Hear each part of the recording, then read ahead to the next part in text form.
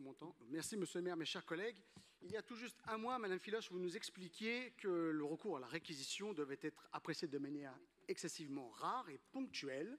Et régulièrement, dans vos réunions internes, d'ailleurs, où les équipes du 15e participaient, vous nous avez expliqué que ceci ne pouvait en aucun cas être une politique pérenne, si tant est qu'on puisse appeler ça une politique. Or, la délibération qui nous est proposée aujourd'hui témoigne de l'inverse, puisqu'elle vient par cette dotation d'accréditation de la dotation de subvention de fonctionnement, voilà le mot que je cherchais. Elle ne fait que accréditer la pérennité de ce dispositif qui nous paraît absolument anormal. Alors évidemment, comme d'habitude, ce n'est jamais de votre faute, madame Filoche, puisque vous nous expliquez que tout ceci, c'est la faute de l'État. Mais je voudrais quand même vous rappeler dans l'intervalle que l'État, les 10 dernières années, a multiplié ses places par 2. Nous en sommes à 25 000 places à Paris et quasiment à 50 000 dans la première couronne.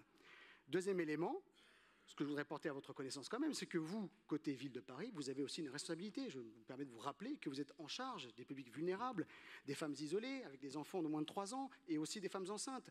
Or, vous, votre nombre de places sur la même période s'est stabilisé. Il n'a pas du tout cru. Donc, si vous aviez fait une bonne politique publique, c'est-à-dire une politique de développement des places d'urgence en nombre suffisant, nous n'aurions pas aujourd'hui le besoin d'aller observer cette dotation complémentaire et donc cette pérennisation d'un régime exceptionnel. Donc c'est encore une fois faute d'action de votre part que nous en sommes aujourd'hui dans cette situation. Et j'observe qu'en parallèle, votre politique d'accroissement du parc social, lui, est excessivement développée. Vous aurez pu tout simplement faire une politique de fongibilité, c'est-à-dire accroître vos efforts sur le public d'urgence et le diminuer sur le public très social. Donc moins d'investissement dans le parc social, plus en faveur du public le plus vulnérable, en l'occurrence celui-ci.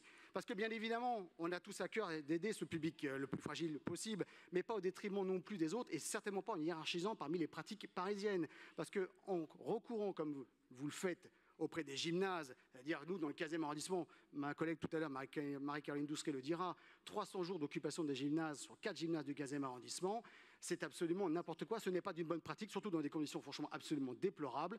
Et vous faites ça en plus, madame, dans des conditions de cynisme absolument terribles, en accusant les arrondissements de l'Ouest d'être grosso modo moins disants, d'avoir moins de cœur que ceux de l'Est. Mais je me permettrai de vous rappeler, madame Léa Filoche, que nous sommes élus sur un programme qui ne vise pas à précariser l'intégralité des arrondissements de l'Ouest, singulièrement du 15e, que vous avez suffisamment ghettoisé comme ça. Donc accueillez-les dans les arrondissements de l'Est et dispensez-nous ces politiques aberrantes.